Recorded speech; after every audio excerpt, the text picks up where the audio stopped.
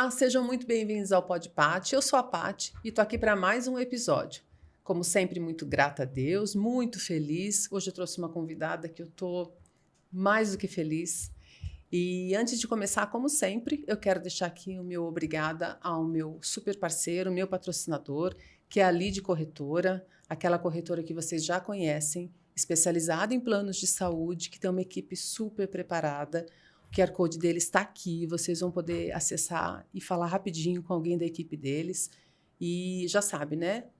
Galera preparada para desenhar um plano de saúde para você, com a tua necessidade, com o que você pode gastar. Você vai sair de lá com a melhor solução em plano de saúde, combinado? E para falar da minha convidada hoje, eu tenho que contar para vocês que eu a conheci numa palestra, né? Eu a conheci como palestrante de um tema que eu amo, que é comunicação e oratória. Acho que todo mundo que me conhece sabe disso. E ela deu aula lá. Na verdade, ela deu um show lá sobre o tema. Você já deve ter ouvido falar dela ou ter visto a carinha dela em alguma tela aí na sua casa. A Tiara Palmieri começou a carreira dela ainda muito criança como atriz, trabalhou em diversas emissoras de TV, em diversos programas. Ela foi apresentadora da TV Globinho, que eu assisti? Claro que não. Enquanto ela estava na TV Globinho, eu estava onde? No Globão, viu? Trabalhando, comendo uma marmita, pagando um boleto. E ela estava lá, com seus pezinhos pequenos e seus passos largos nessa jornada, nessa carreira linda que ela construiu. E aí, com aquela veia em marketing que ela tinha, ela foi se especializar, foi estudar, e hoje ela é mentora de comunicação e oratória, e tem se dedicado a ajudar pessoas a se comunicarem da forma correta e bem. Tiara, seja muito bem-vinda. Nossa, foi muito das melhores apresentações que eu já recebi na vida. Fiquei muito honrada. Muito obrigada, Pati. Eu que agradeço, estou muito feliz de você estar aqui. Muito feliz mesmo. Eu também. Você domina um tema que eu amo. Então, hoje aqui é a prova de fogo para mim.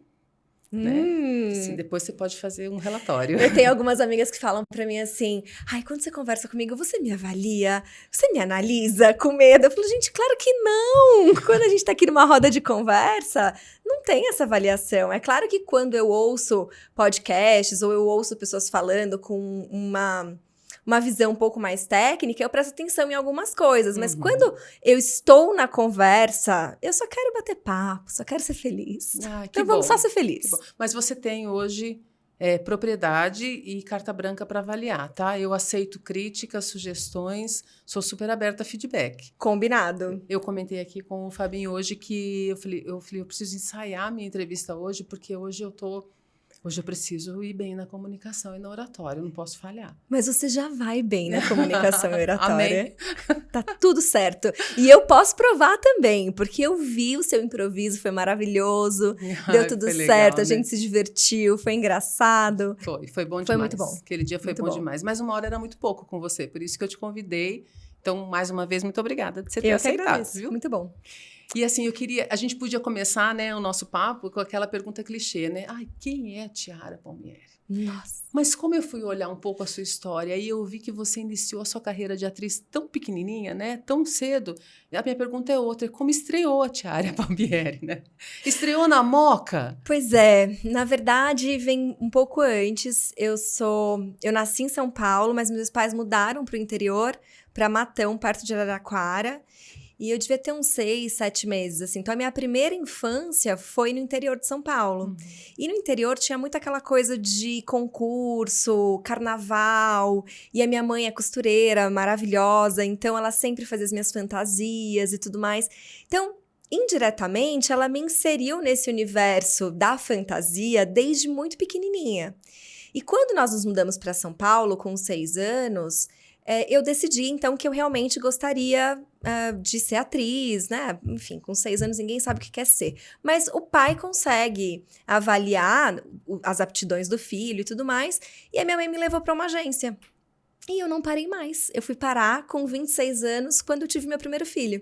Então, eu passei 20 anos trabalhando todos os dias, pedindo emprego todos os dias, implorando para trabalhar todos os dias.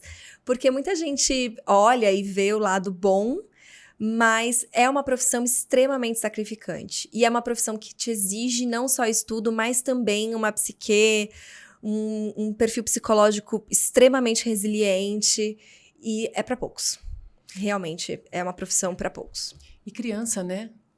Sim. Como que lida isso? Acho que os pais têm um papel fundamental, né, numa carreira dessa, porque é muita informação e muitas caixinhas em desenvolvimento, né? Então, assim, você desenvolver aquilo que já vem instalado no indivíduo, né, de acordo com o crescimento, você ainda tem uma profissão que, numa idade que, em teoria, não se trabalha, né? Exato. Muitas coisas na minha vida eu descobri trabalhando. Então, por exemplo, vou dar um exemplo clássico. Eu dei o meu primeiro beijo trabalhando. Eu tinha 13 anos, eu fui fazer a propaganda da Milka, aquele chocolate Milka, e nem era para o Brasil, era para Argentina. E fui fazer essa propaganda e fiz o teste, passei no teste com 13 anos, BV. E passei no teste, porque era uma coisa meio tímida ali, né? Enfim, o casalzinho e tudo mais. E a gente ia rodar, porque na época nós filmávamos realmente. Filmava em película 35, assim como se fazia cinema.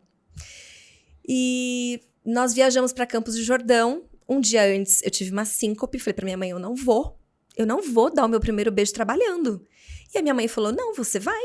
Você é uma profissional, o seu contrato está assinado, você assinou um contrato e agora você vai. Aí eu falei, não, eu não quero. E ele era um menino mais velho, devia ter lá seus 17, 18 anos, um menino lindo, enfim, isso não tá em questão.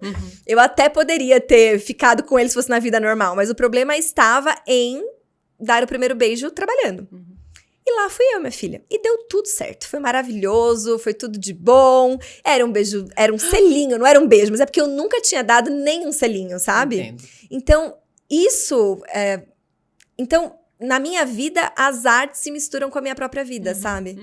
Então, é um pouco isso, assim. Eu acho que eu não consigo identificar onde veio a profissão mesmo. Ela aconteceu como profissão a partir do momento que eu decidi estudar.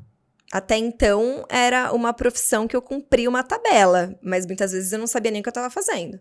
Depois que eu fui estudar, que eu tinha 14 anos, de 13 para 14 anos, que eu realmente fui estudar teatro, e aí fui me formar, depois me formei em comunicação na faculdade, me formei em artes cênicas. Então, assim, as coisas foram acontecendo na minha vida de forma que eu me tornei uma profissional.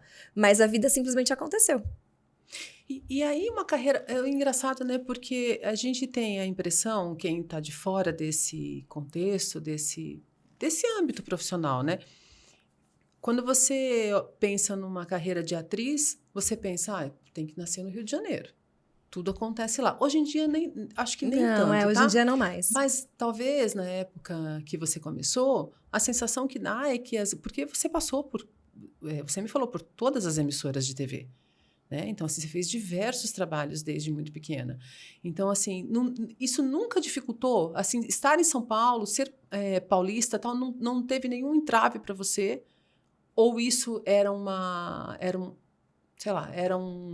Isso com certeza postergou um pouco a minha entrada na Globo, por exemplo. Tá. Talvez se eu estivesse no Rio, alocada lá desde sempre, os meus contatos teriam sido diferentes. Mas, assim... A minha família é uma família de origem humilde, a minha mãe nunca teve essa coisa de vamos para o Rio, morar no Rio. Tem muitas mães hoje que decidem e falam, não, vamos morar lá, né? Pelo menos tinha no passado. Hoje em dia eu não sei muito bem como funciona, porque eu sou bem fora do mercado. Mas na minha época tinham muitos pais que se mudavam para o Rio de Janeiro, porque realmente a TV Globo era a indústria que mais produzia, enfim, entretenimento. Então tinha que estar lá. Mas nunca me atrapalhou, porque o mercado publicitário sempre aconteceu em São Paulo. Então, as grandes campanhas publicitárias do Brasil, todas aquelas que ganharam leões e tudo mais, elas são majoritariamente rodadas em São Paulo. Se não são rodadas em São Paulo, são produzidas em São Paulo e aí vai para outro lugar, entendeu? Mas as grandes agências estão todas aqui. Que legal. Então, assim, todas as que eu trabalhei, né? Almap, Ogvi, África, enfim... Todas elas estão baseadas em São Paulo. Então, é a partir daqui que a agência pega, né, monta o comercial, que manda para uma produtora, que essa produtora faz o teste com os atores e tudo mais, e a partir daí a gente roda o filme, a propaganda. E então é isso, assim, então as coisas, o mercado, o dinheiro mesmo, o grosso do dinheiro estava em São Paulo. Então eu ganhei muito dinheiro fazendo publicidade, muito novinha, porque tudo acontecia aqui. Então, é um pouco do que a gente só conseguia enxergar. Ator é o ator da Globo. Mas não, o ator é o ator que trabalha todos os dias. Ele trabalha no teatro, ele trabalha no cinema, ele trabalha na propaganda da televisão. Hoje, enfim, tem N possibilidades. Infinitas, sim. Sim. E tem infinitas possibilidades e infinitos bons atores, bons profissionais que nem estão nesse estrelato aí não só de Rede Globo, das grandes emissoras. A rede social ajuda muito com isso hoje, né? Eu sou uma pessoa que amo humor, então todo mundo que está no cenário do humor eu sigo, eu conheço. E às vezes eu comento com alguém, você conhece tal pessoa? Não, nunca ouvi falar. Como nunca ouvi falar? Ela é incrível, ela é maravilhosa, o cara é bom demais, tal. Mas eu sei porque a rede social me facilita saber hoje, né? Mas é o que você falou, talvez há um tempo atrás a gente tinha esse estereótipo de que ser um grande ator, de ser, né, o estrelato, tal, estava nas grandes emissoras, né? Que bom que a rede social veio para quebrar um pouco isso, dar mais oportunidade para todo mundo aparecer, né, Tiara? Sim, porque agora, na verdade, todo ator, todo artista, ele é dono do seu próprio negócio. Então, todo ator, ele virou também produtor. Porque ele é o produtor de conteúdo. Se ele souber usar essa máquina a favor dele, para poder vender a arte dele, perfeito, maravilhoso. Porque pensa que antes nós tínhamos um só emissor para milhares de receptores. Agora não. Agora nós temos milhares de emissores para milhares de receptores. O que acontece é que você se destaca ou não, dependendo do trabalho que você faz, enfim, dependendo da sua experiência e N fatores. Legal. E aí você, quando chega na adolescência, você vai estudar teatro, depois você vai fazer comunicação, artes cênicas e tal. E em que momento que você decide, puxa, não é mais aqui que eu quero? Então, essa é uma parte bem delicada da minha vida, assim, que hoje eu tenho maturidade para falar, mas ser atriz era o que eu era. Não existia essa divisão, assim. É o trabalho que eu tinha, que fluía e que me sustentava. Eu já morava sozinha há muitos anos e tudo mais. Mas eu caí num engano muito terrível, que é o engano da religiosidade. E eu me converti, o que eu sou completamente apaixonada. Então, eu sou uma cristã convicta, maravilhosa, apaixonada por Jesus. Só que eu me converti muito jovem, num ambiente onde eu tinha que o tempo todo atestar a minha fé. E eu acho que eu perdi um pouco o equilíbrio das coisas. E quando eu me vi completamente mergulhada nesse fundamentalismo do neoprotestantismo, dessa coisa muito eufórica, catártica que tem dentro da religiosidade, eu entendi que o tipo de arte que eu fazia não agradava a Deus. E então, quando eu decidi me casar e ter o meu filho, eu casei e engravidei na sequência, assim, foram só 7 meses de casamento para eu engravidar. Quando eu engravidei, eu fiquei extremamente incomodada. Eu falei, não, eu não quero mais trabalhar como atriz, porque eu não quero que o meu filho veja a mãe dele fazendo coisas que eu não gostaria nem que ele visse. Esse foi o fundamento total, assim.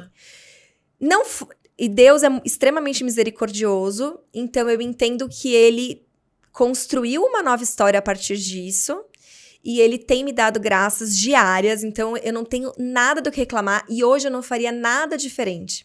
Mas talvez a condução eu tivesse feito de uma forma mais madura. Entendi.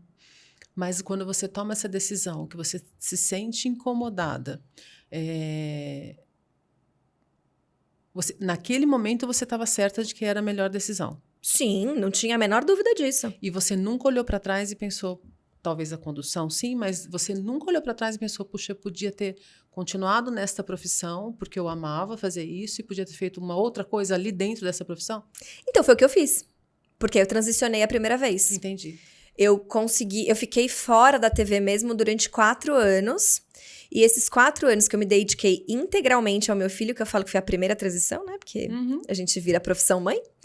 Então, eu fiquei integralmente com ele, foram anos maravilhosos, mas eu percebi uma tristeza muito grande. Porque imagina, uma pessoa que tá acostumada a trabalhar desde os 6 anos, não conhece a rotina dela e a vida dela sem trabalho. Quando eu me vi, sem o trabalho formal, não o trabalho da maternidade, porque também dá muito trabalho. Mas quando eu me vi sem um trabalho formal, única e exclusivamente cuidando do meu filho, eu senti que tinha uma tristeza ali. Então eu fui estudar roteiro, direção, sou formada em audiovisual. Então, foi só uma extensão daquilo que eu já tinha traçado como um plano B. Porque eu realmente gostava de direção, gostava de roteiro, eu gosto muito de escrever, sempre gostei. Até por isso que eu brinco que eu falo que eu falo muito bem, porque eu gosto de escrever. E aí eu me vi nessa primeira transição, que eu falei, bom, então já que eu não quero mais trabalhar como atriz, eu ainda assim quero estar no meio das artes.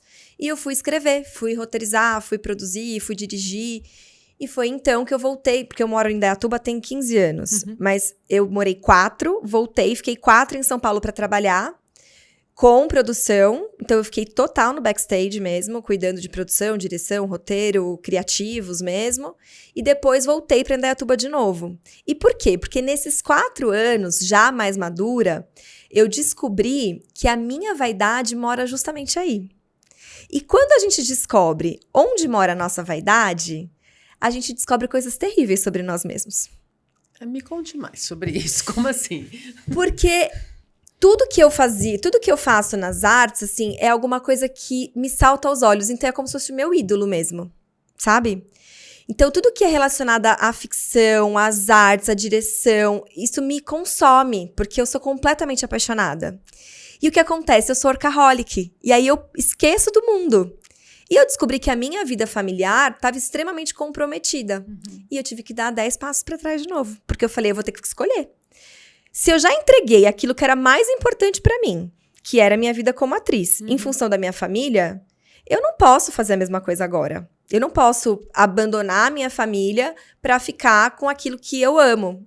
E eu não consegui encontrar equilíbrio. Então, Entendi. Um equívoco da minha parte. Uma imaturidade novamente. E eu não tenho vergonha de falar sobre isso, porque eu imagino que muitas pessoas acabam não tendo consciência de onde moram as suas vaidades e, por causa disso, descompensam as suas relações interpessoais. Pode ser no trabalho ou pode ser na família, porque tem gente que o ídolo é a família. E aí, sinto muito, não tem o que fazer. Vai ter que trabalhar, porque vai ter que trabalhar em terapia para equilibrar. Porque não tem como a gente se desfazer da família. Mas você causa um desequilíbrio. E quando eu descobri esse desequilíbrio, eu falei, opa, peraí. Eu quero voltar lá àquele começo, porque eu decidi que eu sou muito mais feliz em Indaiatuba. Então, eu voltei para Indaiatuba. Tá. Assim, não vi nenhum sinal de maturidade até agora em tudo que você me contou. Ao contrário, só vejo maturidade da tua parte. Primeiro, de ter conseguido discernir isso, né? Muita terapia. É mesmo? Muita terapia. É porque, cara, é difícil você... E falar, né, com tanta propriedade. Bom, eu descobri que minha vaidade está aqui, eu precisei dar 10 passos para trás. Isso é maturidade extrema, né? E por uma menina, porque você ainda é muito jovem, mas era jovem, né? Sim, nessa época, quando nós decidimos realmente voltar para Indaiatuba, que eu falei, não, eu era muito mais feliz lá, cuidando da minha família, focada naquilo que realmente tem valor para mim e tudo mais. Eu tinha 30 anos. Olha isso. Eu tinha 30 anos.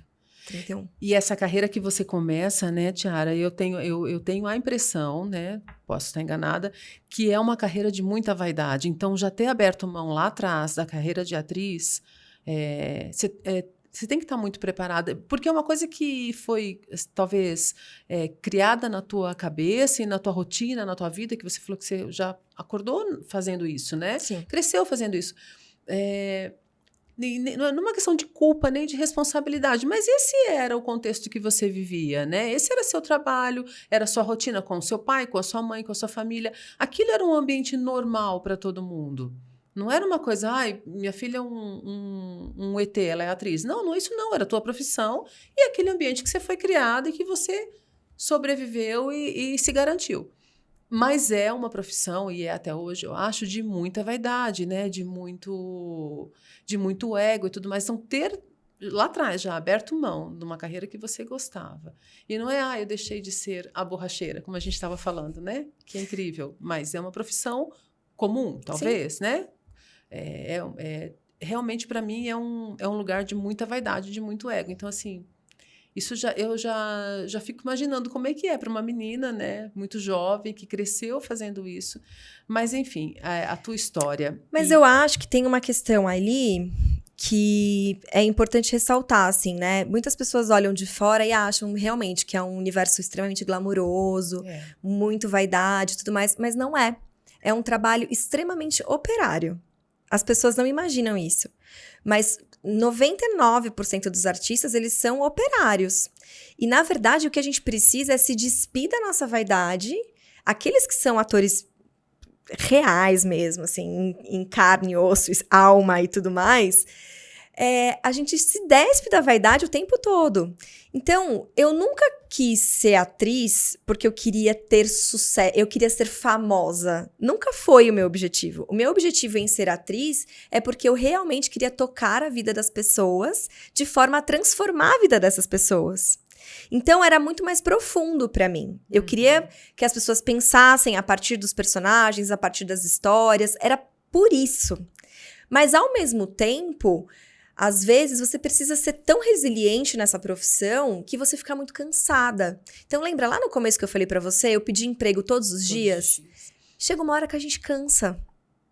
Sabe? Então, se você conversa com os atores hoje, é claro que a rede social trouxe uma visibilidade, que bom por isso, porque muita gente realmente consegue se sustentar, comprar apartamento, pagar a escola dos filhos, pagar todos os boletos que vêm, porque a rede social existe. Que bom. Mas na minha época, assim, há anos 90, começo dos anos 2000, era muito difícil.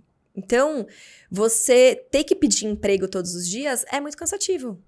E eu achei que naquele momento, por outros fatores, teve a questão muito forte da religião, eu realmente acreditava que eu não estava mais sendo um canal de bênçãos para as pessoas, dado o tipo de trabalho que eu vinha fazendo, ou que estava sendo me ofertado naquele momento, sabe? Que me era ofertado naquele momento. Uhum. Então, por causa disso, eu falei, não, eu quero ser a mãe do Heitor, sabe? E eu sou muito feliz sendo a mãe do Heitor. Que bom. Que é a minha primeira profissão. Essa é a melhor notícia, né? E a comunicação? Como é que entra? A comunicação, desde que você nasceu, aqui na Moca já existia, né? Mas a comunicação como profissão. Como que aconteceu? Quando eu voltei para Indaiatuba, eu falei, eu quero um ano sabático. Eu não quero pensar em nada, eu não quero ter essa preocupação de ter que produzir alguma coisa. Eu quero só ser feliz. Ao contrário dos 8 anos passados, que eu sempre ficava com a angústia, com a aflição de querer fazer alguma coisa, inventar 1000 coisas e tudo mais, eu falei, não, eu quero um ano para pensar.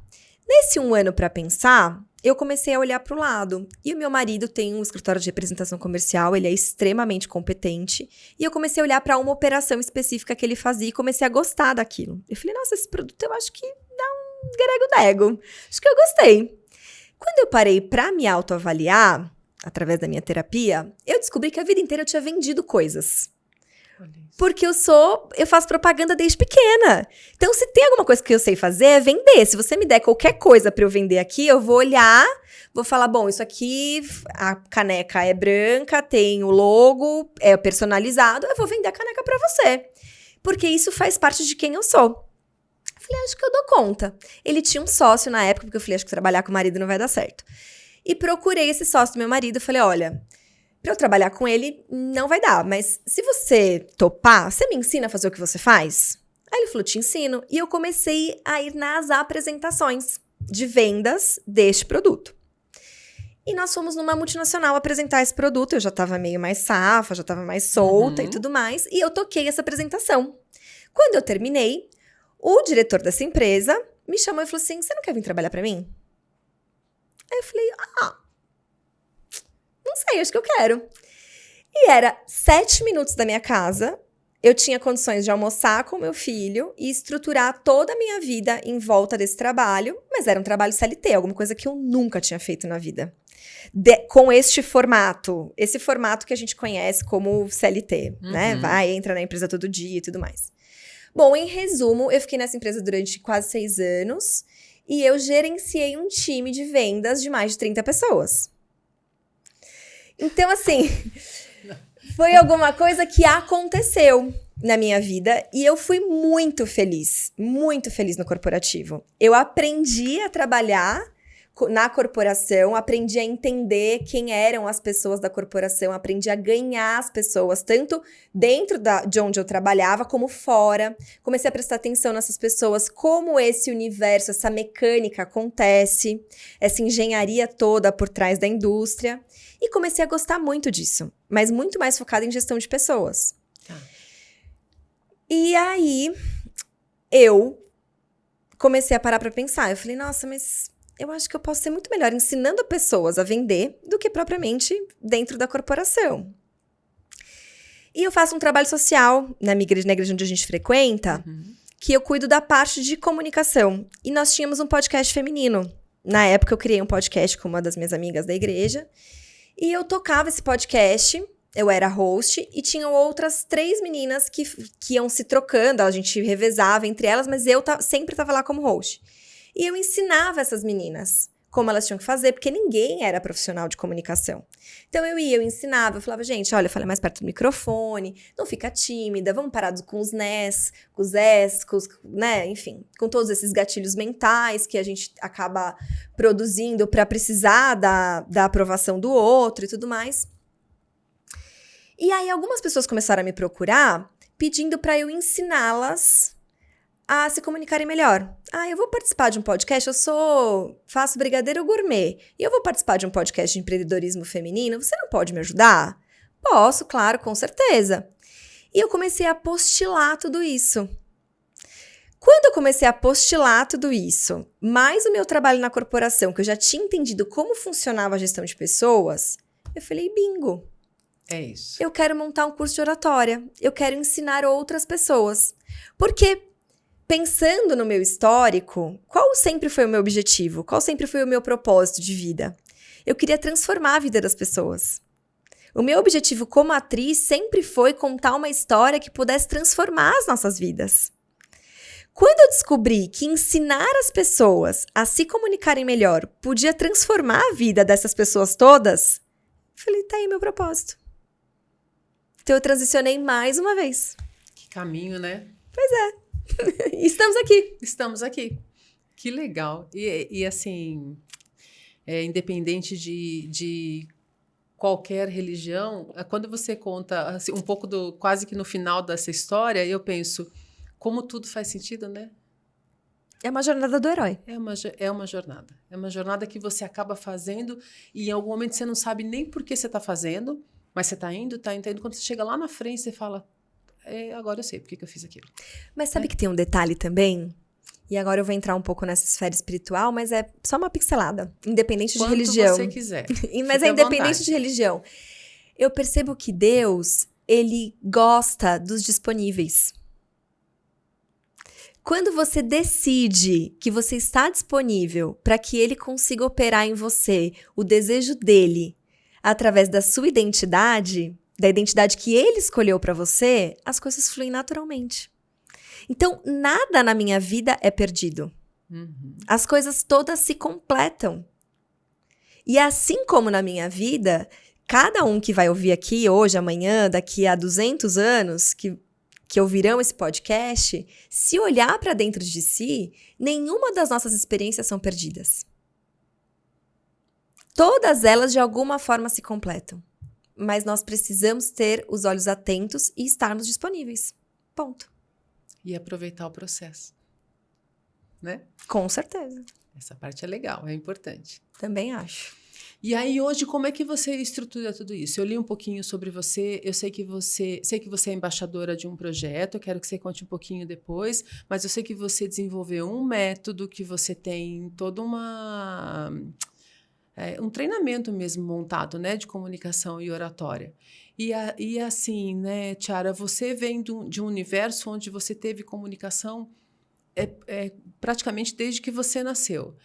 Então, a minha pergunta primeiro eu quero que você conte para mim um pouquinho como é que você estruturou isso e quem é teu público hoje, mas é inevitável querer que você me conte como que você enxerga, por exemplo, a forma como as pessoas estão se comunicando, especialmente na mídia com crianças e adolescentes. E essa acho que é uma das coisas que eu mais quero saber aqui hoje, porque você vem de um trabalho de muita comunicação desde muito pequena. Então, o que você ouvia, o que você lia, o que você era obrigada a consumir na tua profissão lá atrás, como que você vê hoje o papel da mídia, qualquer mídia, se comunicando com crianças e adolescentes, que eu imagino que é a fase de maior dano ou não, né? De Sim. maior ganho na formação de um indivíduo, né? Então, primeiro me conta um pouquinho quem que é teu público hoje, para quem você fala, quem você ensina. E aí depois você me fala, eu tô ansiosa, eu tô te perguntando tudo ao mesmo tempo, entendeu? Não, mas tá tudo bem, tá tudo aqui. Tá guardado nas caixinhas. O Lacan diz que doença é palavra não dita. Então, na verdade, o meu público é para todo mundo que está disposto a dizer em palavras aquilo que tem dentro de si. E nós somos um universo inteiro dentro de nós. Então, eu não tenho um público definido. Se você falar para quem você mais gosta de falar, eu gosto de ver mulheres tendo as suas vidas transformadas, porque eu transicionei 4 vezes. Então, eu sei o quão doloroso é alguém olhar para você e falar, nossa, mas de novo você vai fazer outra coisa? E isso é muito doloroso. Então, eu percebo que mulheres, principalmente aquelas que optam em dar uma pausa no trabalho, na vida profissional, ou que realmente decidem entregar a vida profissional regular para ser mãe e cuidar da família integralmente e tudo mais, eu gosto muito de falar com essa mulher, mas não só para ela. Porque eu acho que todo mundo precisa aprender a se comunicar melhor. Eu acho que todo mundo precisa ter coragem para ter conversas difíceis. E a gente só consegue ter conversas difíceis quando a gente consegue se colocar de maneira empática com o outro. Senão vira uma briga. Não é uma conversa. Então, é isso. Esse é o meu propósito. Respondido? Respondido. Beleza. Próxima. Como eu estruturei. Eu fui, na verdade... No início, muito intuitivamente, eu montei uma apostila de tudo que eu sabia sobre comunicação, sobre oratória, porque eu também, para ajudar, eu fiz 2 anos de filosofia. Então, eu fui estudar toda a parte do Sócrates, do Aristóteles, quando ele vai explicar a retórica e tudo, uma retórica, persuasão. E aí, falei, acho que aqui eu tenho um bom material. E eu comecei a pesquisar outros professores de comunicação e oratória. E eu percebi que meu material era tão rico quanto deles, totalmente estruturado, e que eu ia conseguir fazer esse jogo acontecer. Então, na verdade, é um material intuitivo, e depois eu fui estudar, fazer uma pós-graduação em neurocomunicação. E eu trouxe os estudos da neurocomunicação para dentro desse universo intuitivo. Por quê? Porque, assim, se eu sentar com uma pessoa absolutamente leiga hoje, e eu começar a conversar com essa pessoa, em pouco tempo, essa pessoa consegue falar para a câmera achando que a câmera é a melhor amiga dela. Então, alguma coisa que eu posso chamar de dom? Posso. Porque algumas pessoas vêm realmente com o dom, com a facilidade. E essa é a minha. É de conseguir extrair das pessoas a melhor comunicação que elas têm para conseguir doar para o mundo. Então, eu resumi tudo isso dentro de um método e ele acontece em 3 pilares. Ele acontece dentro das mentorias individuais, dentro dos workshops, que são grupos menores, e eu passo todo esse trabalho, tudo que eu consigo fazer de corpo, fala, a comunicação, a oratória e tudo mais dentro desse workshop, ou então no modelo de palestra, que aí pode ser só a palestra, única e exclusivamente, ou eu também consigo encaixar um team building, que isso é mais pensando na corporação. Por quê? Porque o meu trabalho na corporação fez com que eu entendesse essa engenharia, esse sistema. Então, eu consigo fazer isso acontecer. E é assim que eu trabalho. No final das contas, é aquilo que você falou, né? O seu trabalho hoje, ele é um pouquinho de cada coisa que você fez na vida. Exato. Tudo te ajuda, né, Tiara? Tudo. O fato de você... Eu tô te falando isso porque eu vi a tua palestra, que foi incrível para mim. Eu, como de fato gosto muito de comunicação, assim, meu olho brilhou. Mas eu vi uma outra Tiara lá, diferente do que eu tô vendo aqui hoje, né? Assim, é incrível como cada faceta da Tiara, se juntar tudo, é o teu melhor produto hoje. Muito legal isso. Muito legal. E que corajoso da tua parte, né? Transicionou 4 vezes? Perfeito. Mas foi só agregando, né? Foi só melhorando e juntando tudo. E isso me dá autoridade. É, exato. Aqui, muitas vezes a gente acha que a nossa dor é aquilo que joga a gente para baixo, que leva a gente para o fundo do poço. Só que a gente esquece que é justamente nessa dor onde mora o nosso sucesso. Se a gente ressignificar todas as nossas dores, a gente encontra nela o sucesso. Então, muitas vezes, para quem olha, eu sempre falo que quem é meu amigo antigo, fala, nossa, lá vai a Tiara fazer outra coisa de novo. Mas quem é meu amigo novo, nós falamos inclusive sobre isso. Quem é meu amigo novo fala, nossa gente, mas ela é completa. Então, eu me considero uma profissional da comunicação, da oratória, das vendas e do marketing completa. É, porque se você chega na ponta da linha aqui numa palestra sua e não conta essa sua trajetória, que você passou pelo ambiente atriz, pelo ambiente corporativo. Eu falo, mas do que você está falando aqui no ambiente corporativo se você foi atriz? O que você pode falar? Então, não, eu passei, eu fui também isso aqui que você está falando. Exato, eu tenho essa vivência. Exato. Agora, a senhora que tá lá, que vai fazer o brigadeiro gourmet, lá na cozinha dela e tudo mais, que ela vai colocar isso pra fora, vai vender isso na internet, lá no Instagram e tudo mais, eu também consigo ensiná-la, entendeu? Porque eu também já passei por esse momento de transição onde eu tinha que ser produtora de mim mesma. Entendi. Então, e assim, pergunta em benefício próprio. Tem idade para fazer essa virada? Nunca. Jamais, né? Jamais. Posso te dar N exemplos de pessoas, de profissionais incríveis que começaram a vida depois dos 60 anos. Legal. Vamos saber disso. Meu bem, só vai, se joga. Só vai, tô indo. É isso. E com relação à comunicação, que a gente estava falando, que eu te atropelei e coloquei na nossa pergunta. Das crianças. Das crianças. Pois bem, muitas pessoas não sabem, mas comunicação e oratória são coisas distintas. A comunicação é tudo aquilo que comunica. Então, aqui nesse ambiente, a gente tem o seu logo, que quando as pessoas lá fora baterem o olho, daqui a pouco você vai ter uma luminária em algum lugar, ou vai ter nem existe mais outdoor, né? Porque hoje em dia é tudo painel de LED, mas você vai estar lá no painel de LED na Quinta Avenida. Pode, Paty? Eu ouvi um amém. Não é? E aí todo mundo vai bater o olho e vai falar, nossa, é a Paty, a loira, que tem a tatuagem no braço, que faz umas piadas engraçadas e tudo mais. Lembrei dela. Isso comunica o seu podcast. Tudo aqui comunica. E a oratória é o poder da pessoa, é a arte de você falar muito bem, através da boa comunicação.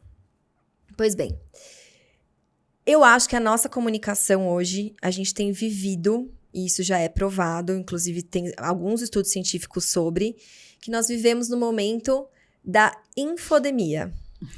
O que significa isso? Nós estamos vivendo uma pandemia de informação. E por quê? Porque, na verdade, nós estamos desacostumando a ir na fonte da informação para estudar essa informação, essa comunicação, para daí, então, a gente conseguir tirar as nossas próprias soluções do que tem sido estudado. O que acontece é que todo o conteúdo vem mastigado, a gente se contenta com isso, o nosso cérebro pega aquilo como verdade e isso tem transformado vidas para bom, mas muito mais para ruim. Então, a gente tem causado uma ansiedade nas nossas crianças, nos nossos adolescentes, de forma que é muito difícil você sentar com um adolescente e esse adolescente, de fato, conseguir te olhar nos olhos, conversar com você na velocidade 1.0. Muito provavelmente, eles estarão fazendo outras 2 ou 3 coisas, depende de quantos aplicativos estiverem abertos na tela do celular dele, e muito provavelmente ele vai já estar falando na velocidade 1.5 sem parar, praticamente na velocidade 2.0. E você não entende o que esse adolescente fala e o que essa criança fala. Por quê? Porque a informação é muito clipada, é muito rápida. É o tempo inteiro chegando informação na cabeça dessa criança, não consegue processar. E fora que a gente tem muita comunicação lixo. Isso é verdade. E assim, não vejo nenhum... Eu não vejo nenhum canal que tome isso como desafio para mudar, né? Ao contrário, eles estão produzindo cada vez mais o que os nossos adolescentes querem. Mas eles querem vender. Exatamente. É isso aí. Eu sempre digo na minha casa isso, fazer um filho hoje, a criança ou adolescente que seja, mas fazer um filho estudar na palavra, né, verdadeiramente estudar, é muito desafiador. Ele vai à escola, ele absorve o conteúdo. Se ele for um aluno que absorve fácil, ok, ele voltou para casa, aprendeu alguma coisa. Se ele não for, ele também não vai buscar saber. Ele vai lá na inteligência artificial e vai buscar a resposta e está tudo certo. Então, e esses recursos, né, tão fáceis na mão deles, cara, é desafiador você fazer uma criança estudar hoje. E tudo, né, a gente acaba se pegando também, às vezes, nessas pegadinhas, né? Porque é muito mais ágil, é muito mais rápido, a informação vem pronta. Exato. Você não precisa mais parar para pensar, para colocar a sua criatividade em foco. Você não tem mais ócio criativo. A gente não tem ócio criativo na nossa realidade. Exato. Você não passa mais um minuto sem algum estímulo exterior, sabe? E o lado bom disso é que também facilitou um pouco a nossa vida, porque nunca mais eu li um manual para montar nada na vida. Claro. Você joga lá no YouTube, alguém te ensina e você faz. Maravilhoso. Quanto tempo você ganhou na vida? Não, tá ótimo. Né? É como ler uma biografia de uma pessoa que viveu 95 anos. Não é verdade? É verdade. Ela viveu 95 anos. Se você pegar um livro, ele tem 300 páginas, você lê o livro em, sei lá, 2 semanas, você aprendeu 95 anos em 2 semanas. Se você conseguir reter o mínimo de informação daquilo, você já tá na vantagem. Por isso que não existe um bom comunicador se ele não for primeiro um bom leitor. Essa é uma regra básica. E você encontra muitos desafios em cargos de liderança quando você trabalha com esse público, Tiara? Eu percebo que os cargos de liderança, eles vivem na vaidade. Eu vou te dizer por que da minha pergunta, tá? Porque, assim, como eu sou uma pessoa que gosto muito da comunicação, e eu também entendi na sua palestra que falar muito não significa se comunicar bem, eu tenho me policiado para isso. Quero aprender mais sobre isso.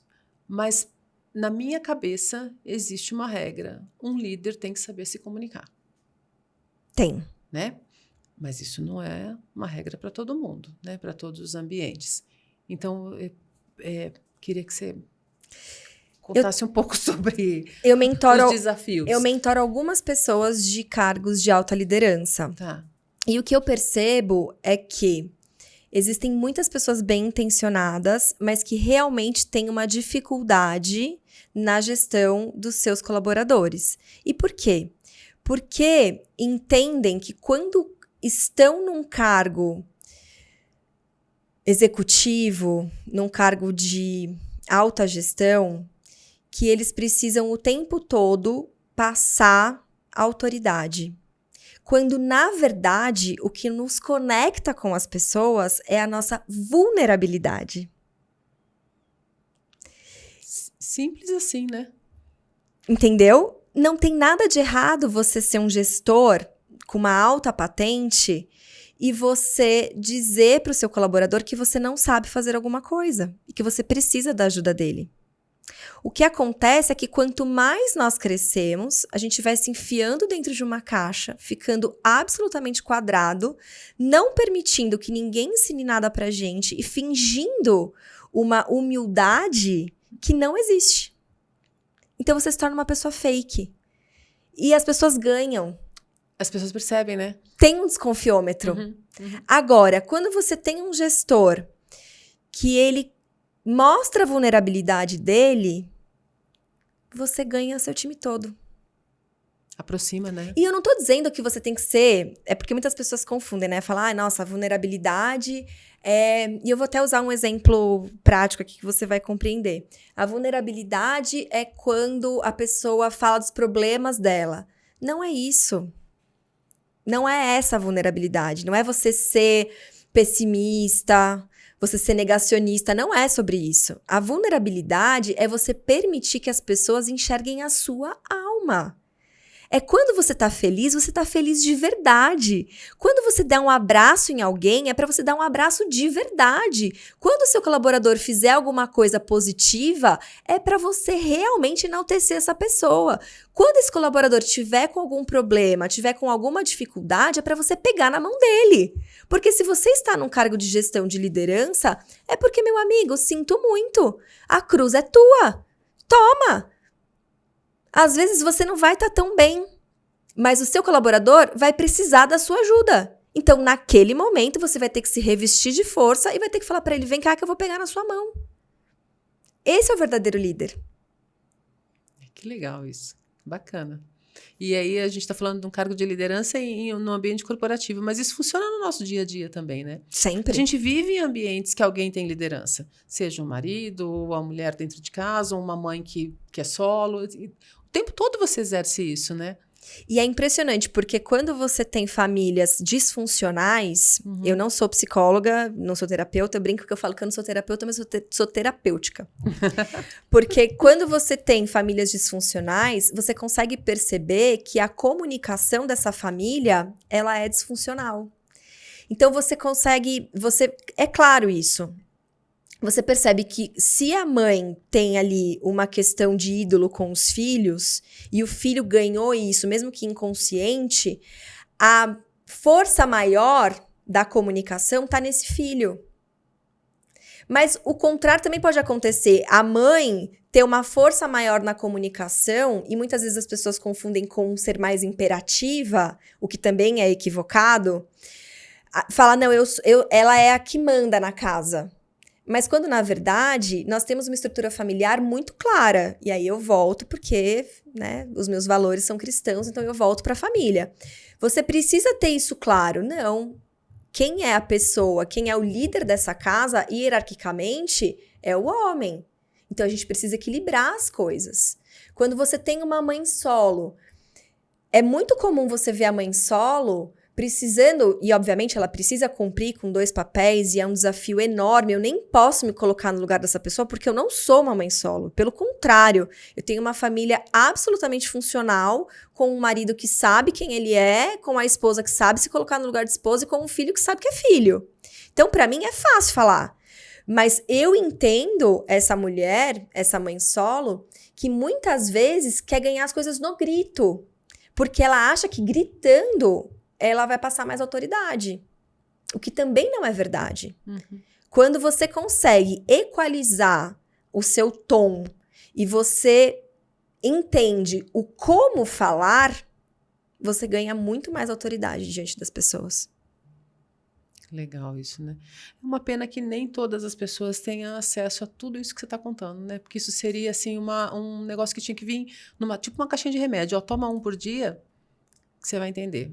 E é tão simples. Pois é. É muito simples. É somente as pessoas se abrirem para conseguir entender que a comunicação, ela é através de 3 pilares. Ela é a palavra falada, ela é o corpo e ela é a emoção. Quando você consegue unir essas 3 coisas e equalizar todas elas dentro do seu cérebro, e aí eu tô falando de estudos neurocientíficos, você consegue ter uma vida muito mais plena e muito mais calma. Eu tava vindo pra cá e o meu pneu furou. Eu não poderia ter me desesperado? Eu não poderia ter, meu Deus, e agora? Trânsito de São Paulo, eu nem sei muito bem pra onde eu tô indo e tudo mais. O que eu fiz? Eu te mandei uma mensagem, te mandei uma foto, falei, olha, sinto muito, eu não tenho o que fazer sobre isso.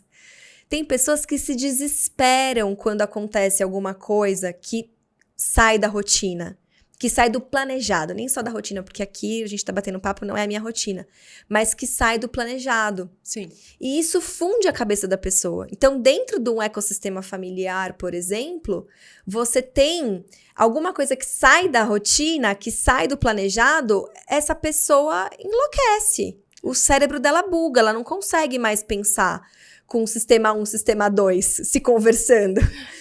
Dá um bug mesmo. É verdade, você tem razão. Tem que vir alguém de fora para dizer calma, respira. Qual o cenário que você tem? O que você pode fazer? O que você não pode fazer, né? Isso seria importante ter um anjo tiara, assim. É só me seguir, gente. É lá, é isso. Depois a gente vai fazer essa parte aí. E é engraçado porque você tem um filho só. Uhum. Então, eu sempre digo isso na minha casa, né? A gente sempre comenta em casa. Eu tenho 2.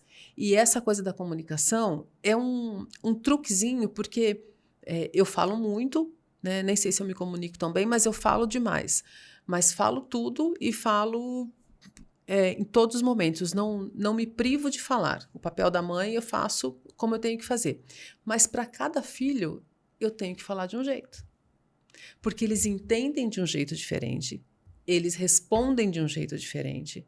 Né? Assimila. E os adolescentes quase nem respondem, né? Vamos combinar. Tem isso também. Quando eles respondem cada um de um jeito diferente. Pode ser. Eles falam muito, pode ser. NN. Não, comigo nem manda NN. Se manda NN, eu mando um monte de interrogação. O que você tá falando, né? Não sei. Começa a vir com essas coisas que eu não sei o que significa. E pra mim é assim, ó. Não é VC, tem que escrever você. Ele já sabe. É um exercício. Não, ele já comigo tem que ser. Ou manda um áudio, e não pode ter mais de 1 minuto, porque essa é uma regra. Ou manda um áudio, mas também não é difícil porque eles falam pouco, né? São direto ao ponto. Isso é bom. Ou ele manda um áudio, ou ele escreve realmente o que ele quer que eu entenda. Porque senão... não... Isso é um bom exercício, Tiara. É um bom exercício. Em compensação, quando eles estão dispostos a conversar, é uma delícia, né? Não é uma delícia? É bom demais. Eu gosto muito de conversas de caminho. Da casa para o colégio, do colégio para casa. A gente sempre tem boas conversas nesses momentos. É gostoso, é bacana. É um privilégio, você sabe. É um privilégio, claro. É um privilégio. Porque se todas as mães pudessem levar os seus filhos na escola... levá-los para almoçar, bater um papo juntos, sentar, o nosso mundo certamente seria um mundo diferente. Os caminhos verdade. Realmente, eles se abrem quando a gente conversa. Você tá certa. E esse é um exercício, né, que a gente tem que fazer, porque a nossa rotina também é muito cheia de coisas, né? Então, encaixar... E a gente acha que os filhos precisam da gente naquela fase de que você tem que dar banho, tem que dar o jantar, tem que trocar, tem que pôr para dormir. Cara, para mim, eles precisam da gente o tempo todo e à medida que os anos vão passando, eu acho que eles precisam cada vez mais. Porque você tem que ter um olhar atento, você tem que ter um acesso, né, a eles assim que só você tem. Por mais que tenham amigos, essa fase é uma fase que os amigos eles se confidenciam com os amigos, o papo rola mais, né, nos grupos de amigos. Mas ninguém conhece o filho como a gente, né? De olhar, você olha, você sabe se está com sede, se está com fome, se está com sono, se está com algum problema. E esse é um exercício diário de ter acesso a eles, né? Acesso profundo mesmo. E isso é comunicação. Pois é. A forma como cada um comunica é a forma como você vai reagir diante deles. E a gente está falando dentro da nossa casa. Você com um filho, eu com 2. E eu estou comentando tudo isso com você para pensar na dinâmica de um líder, né? Que às vezes tem 30, 40 pessoas para liderar, né? Como entender esse viés da comunicação, como responder, né? Como ajudar, né? Por isso que, para mim, um líder tem que saber se comunicar. Ainda que seja de forma emocional, porque nem sempre o ser humano consegue separar, né? O que é da empresa, o que é seu. Eu não separo o problema da pessoa. Mas tem que falar, de alguma forma tem que falar, né? E aí as discussões podem trazer até relações melhores, né? Sim, com certeza. Porque quando você é um gestor e você mostra a sua vulnerabilidade, você cria um elo automático com o outro. E quando você cria esse elo que ele é automático, o outro também se sente... Eu não estou falando aqui que a gente não precisa pensar hierarquicamente e nem pensar na autoridade. Precisamos, por isso que as coisas têm que estar encaixadas. Mas você consegue com que aquele colaborador tenha um pouco mais de flexibilidade para dizer para o gestor o que ele sente. Então, todo aquele ambiente, ele começa a se acomodar de uma forma muito mais saudável. Muito mais saudável. E as pessoas vão trabalhar mais felizes, porque sabe que pode contar com a pessoa, sabe que pode chegar e pode dar um abraço. Se sabe sente igual, né? Exato. Porque no final das contas, somos todos iguais. É isso. Todos iguais. Agora, olha só, eu tenho uma curiosidade. Quando você treina alguém para se comunicar não, para ter uma boa oratória, né? Para falar bem. Eu não sei se isso já aconteceu com você. Já aconteceu comigo de, por exemplo, eu assistir uma palestra, já assisti uma apresentação, que a pessoa ela tem uma oratória tão boa, né? Assim, ela não tem aquela oratória de imposição do conteúdo, ela está compartilhando o conteúdo. E é um conteúdo sério, é um conteúdo corporativo, é um conteúdo, sei lá, não é o conteúdo da historinha do gibi.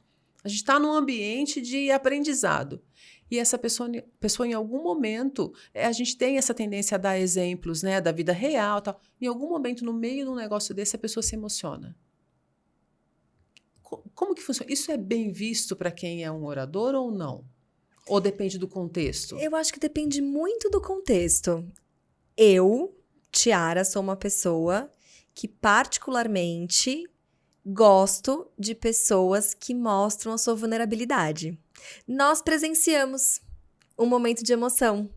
Verdade, é verdade. Nós presenciamos. E de tudo que aconteceu naquele ambiente, um dos momentos que mais me marcou foi justamente esse. Por quê? Porque mostra a vulnerabilidade positiva de uma alta liderança. Justamente. Que inflama todos os jovens que estavam ali presentes e todo um time. Olha, de falar, eu fico arrepiada, de verdade. Porque mostra que ali existe sangue, suor e lágrimas. Exatamente. E a nossa vida é feita só disso. É o tempo inteiro. A gente precisa ser movido por pessoas que realmente nos instiguem a querer ser alguém, querer ser alguma coisa. E, enfim, é isso. Olha que engraçado. Eu não vou expor essa pessoa, obviamente, mas naquele dia da sua palestra, à noite nós estávamos num grupo e eu estava falando exatamente disso. Eu fiz essa pergunta para você agora, eu nem lembrei dessa pessoa, não tinha nada a ver com ela, mas que bom que você trouxe esse exemplo. Porque eu estava falando justamente disso. Falei, quando esta pessoa se posiciona com o seu time para falar daquela empresa, para falar daquelas pessoas, inevitavelmente ela se emociona. Não teve uma só vez, do tempo que eu estou lá, que eu não tenha visto isso. E eu acho isso tão genuíno, porque, assim, ela tem a posição de liderança dela, ela tem que comandar aquilo. Altíssima patente. Hard skill na veia. Total. Mas quando ela fala do amor que ela tem por aquele ambiente, do amor que ela tem por aquelas pessoas, pelo trabalho, ela se emociona. Sempre, sempre. Falei, que coisa, né? Que assim, ela se diz... Ela se despire mesmo, sabe? É isso. Exato. Sem medo e sem medo do julgamento, sem nada. Ela é ela naquele momento. Que excelente que você falou isso pra mim, porque ela é um bom exemplo onde isso cai bem, né? Exato. Cai bem. Legal.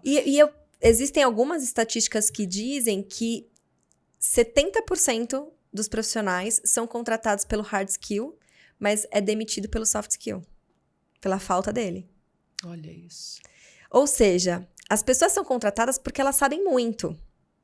Mas as pessoas que realmente ficam na empresa são as pessoas que sabem, obviamente, porque se você não tiver patente para isso, você não consegue resistir. Mas são as pessoas que têm inteligência emocional. E inteligência emocional, dentre tudo isso, tem também a vulnerabilidade. Tem a gente se despir e se mostrar realmente. E eu acho lindo. Acho lindo você ver um homem, por exemplo, um palestrante de altíssima patente, enfim, contar algo que aconteceu na vida dele e se emocionar. Eu não quero falar de política, não, mas tem um discurso do Tarcísio, do governador Tarcísio, que ele conta a história dele com a esposa. E ele se emociona. E ele conta desde o começo da vida deles, eu não sei o quanto daquilo, enfim. Mas é muito bonito. Porque é um homem que comanda o governo da maior cidade do Brasil. Não é verdade? Uma das maiores cidades do mundo. E o cara, quando vai falar da família, que é o que realmente importa, ele se emociona. E eu não vejo nada de errado nisso. Que bom ouvir isso, Então, eu acho que a gente precisa só alinhar a expectativa, assim, né? Às vezes, você vai ver uma palestra do... Ai, não consigo pensar em alguém que Não consigo pensar em alguém que não mostrar realmente quem seja ruim. Em algum momento alguém vai mostrar, né? Ela pode não demonstrar a vulnerabilidade ali, mas em algum momento na vida dela ela vai demonstrar para alguém. Porque em algum momento você vai ter que levantar sua mão para pedir socorro. Com certeza. Ainda que seja para chorar, eu só preciso chorar um pouco, eu só preciso ficar quieta, eu só preciso ir pro meu canto, enfim. Eu acho que não dá para separar, né? Não dá para ser 100% emocional, nem 100% racional, né? Acho que o equilíbrio e, fundamentalmente, ser verdadeiro, né? Ser quem você é. Né? Esse é o principal. Isso ninguém vai te tirar, E às vezes a pessoa vai... Não tô falando que se emocionar é bom, não é isso. Porque não tem regra. Uhum. Eu sempre falo, gente, não tem regra pra ser feliz. Não tem. Não tem. E muitas vezes você vai ver uma pessoa e essa pessoa vai contar a história dela, uma história super triste, e ela não vai se emocionar. E você vai falar, nossa, mas tá me contando isso com essa frieza? O que também não tem nada de errado. Uhum. Porque pode ser que a vulnerabilidade dessa pessoa está justamente aí. E tá tudo bem. O problema é que a gente julga. O problema é nós julgamos do lado de cá e a pessoa que tá à frente das outras se sente julgada o tempo inteiro. E aí ela deixa de fazer coisas interessantíssimas porque ela tá com medo do julgamento dos outros. Ela trava. Trava. Exatamente. Meu primeiro bate-papo, quando eu estreiei o podcast, foi com uma mentora de vida e carreira, e ela falou muito sobre isso. O quanto o julgamento, né, o quanto o seu medo de agradar o outro pode te travar, pode te impedir de ser 100%, né? De florescer. De florescer, exatamente. Que legal, muito bom. Eu fui ver bastante coisa a teu respeito, né, antes da nossa conversa, não só para me preparar, mas porque eu queria te conhecer um pouco mais. Eu acho que eu te falei um pouco no meu áudio que eu achei ótimo te conhecer, Tiara Palmieri, porque eu não tinha muita referência de você como atriz, talvez porque a gente tem um pouco de diferença de idade. Nem parece. Né? Mas nós temos. Enfim, então eu achei ótimo te conhecer na sua essência, né? E aí fui ler algumas coisas de você, a forma como você se apresenta, te confesso que me ganhou já de cara. Mas aí eu estava lendo, em um dos seus vídeos, até anotei aqui que eu estava lendo uma frase que você fala, que eu pensei, meu Deus, essa mulher me descreveu. Que você fala, eu não rio à toa, mas eu rio o tempo todo, porque rir é um dos melhores investimentos de tempo. Isso aqui me definiu de um tanto, que você não tem ideia. Eu tô emocionada. Não, eu anotei, eu vou fazer uma camiseta para mim com essa sua frase, vou te dar os créditos, fica tranquila. Achei lindo isso aqui, achei lindo. E é isso mesmo, né? Você não precisa rir de qualquer coisa, né? Talvez... tudo aquilo que eu vi na sua primeira apresentação, que me tocaram, que eu falei, meu Deus, que menina incrível, eu preciso saber mais dela, eu preciso conhecer mais dela. Se eu não tivesse um podcast, eu inventaria um podcast para conhecer mais a tua história e te conhecer mais. É pouco também, tá? Esse tempo aqui. Amiga. Já tô lá te seguindo em todas as suas redes. Adorei teu conteúdo, assim, adorei a tua trajetória, a tua coragem, a tua maturidade, sim, eu não vi maturidade em nenhum momento. Então, o que eu queria te dizer é que, primeiro, te agradecer muito, muito por você ter aceitado o meu convite, por você ter vindo lá de Indaiatuba. Eu sei que você é uma menina que tem um caminho longo pela frente. Quando eu fui fazer a descrição da minha abertura, da sua apresentação, só me ocorria pequenos pezinhos com passos largos, sabe? Porque eu comecei a imaginar a Tiara lá, pequenininha, e onde você chegou. E sim, eu acho que o que você faz hoje, você transforma muito a vida das pessoas. Muito. Você impacta a vida das pessoas. E mais do que impactar como profissional, você impacta como pessoa. Então, uma apresentação que começa de uma mulher dizendo, eu sou mulher, 41 anos. É isso, né, Rei? Não. Eu sou cristã? Para mim, você não precisava ter dito mais nada. Qualquer outra coisa que você dissesse daí para frente, eu já ia gostar do que você faz. Então, de novo, a gente está chegando no final, eu vou te dar uns minutos depois para você falar de todas as suas redes, para as pessoas te seguirem, para as pessoas aproveitarem o teu conteúdo, porque acho que você tem muito para ensinar, desde de alguém que está lá dentro de casa fazendo um brigadeiro gourmet, até para a alta liderança. Então, assim, que bom, tomara que esse episódio possa alcançar muitas pessoas para elas te conhecerem teu trabalho. E eu só desejo que Deus siga abençoando o teu caminho, assim, grandemente, que você coloque o seu pé em todos os lugares que você quiser colocar, porque o sobrenatural ele já fez na tua vida desde do dia 1. Né? Todas as decisões que você tomou, essas 4 mudanças que você fez de carreira, para mim não foram à toa. Acho que tinha um propósito. Eu ia te perguntar no final qual era o teu propósito, mas eu já entendi tudo. Né? Quem está assistindo a gente também já entendeu qual que é o teu propósito. Então, parabéns pelo teu trabalho. Muito, muito obrigada. Estou muito feliz de você ter vindo aqui, viu? Queria fazer mais uns 4 episódios com você. Vamos fazer. Vamos? Obrigada mesmo, Paty. Foi uma honra. E eu tô para te falar que eu já conversei com muitas pessoas em alguns podcasts.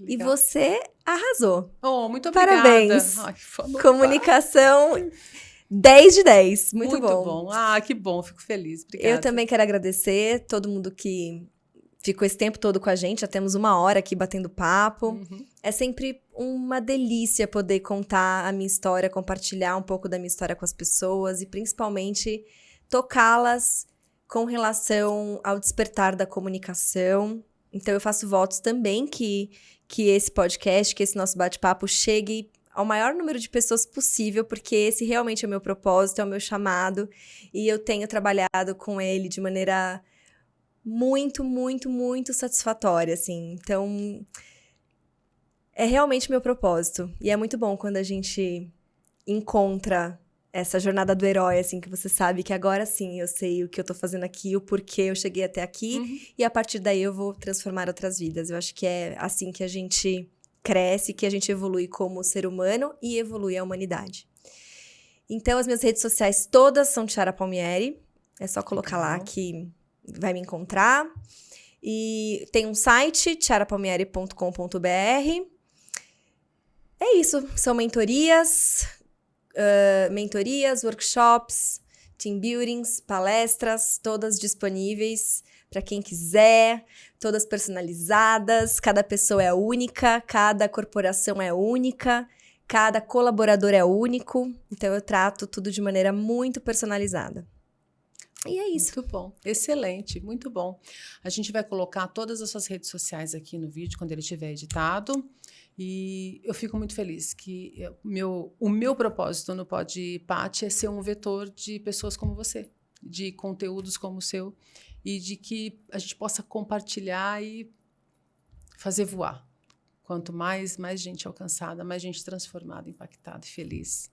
Isso que vai me dar prazer. Parabéns, de fazer. Paty. Voe muito meu alto. Amor. Amém, se Deus quiser. Bom, a gente está chegando ao final. A conversa hoje foi muito boa, como sempre. Quero agradecer a Tiara mais uma vez por ter ficado esse tempinho aqui com a gente. Te agradecer por ter ficado com a gente até agora. Não deixem de seguir o Pod Paty nas nossas redes sociais, YouTube. Se inscreva lá no YouTube para você ver todo o nosso papo aqui na íntegra. Logo vai estar lá para você ver. E segue a gente no Instagram, TikTok. A gente vai deixar as redes sociais da Tiara aqui também para você seguir. Mais uma vez, muito obrigada. Estou muito grata a Deus, como sempre. Um beijo e até o próximo episódio.